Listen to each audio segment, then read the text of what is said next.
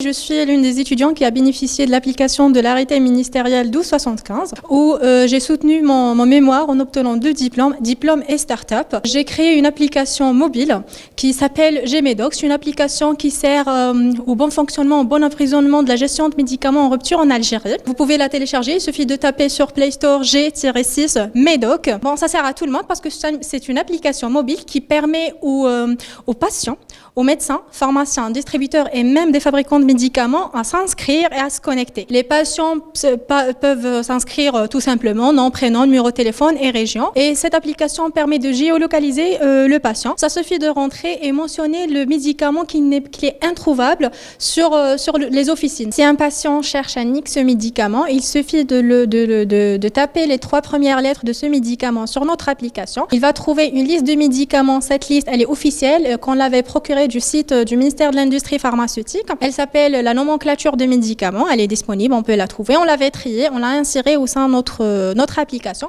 Comme ça, une fois il tape les 3 premières lettres, il va trouver le médicament qu'il est en train de chercher. Il vérifie la dose, la forme, etc. Il ajoute le médicament.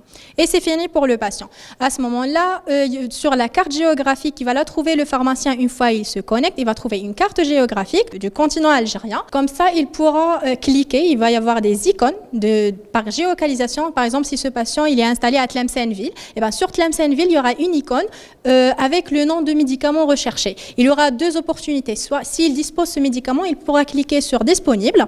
Et une fois le médicament disponible, le patient va recevoir sur son email les coordonnées du pharmacien qui dispose de ce médicament.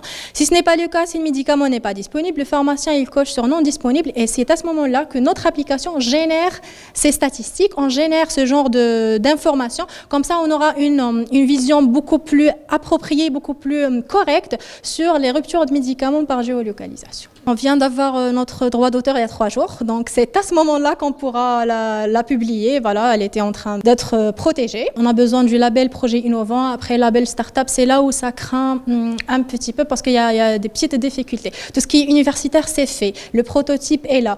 Le modèle Business Canva, elle est là. Tout elle est là, mais tout ce qui est autorisation de labellisation, on est encore à ce stade, mais on peut dire qu'elle est téléchargeable, on peut la télécharger, on peut commencer à travailler, entre-temps d'obtenir plutôt le label projet innovant.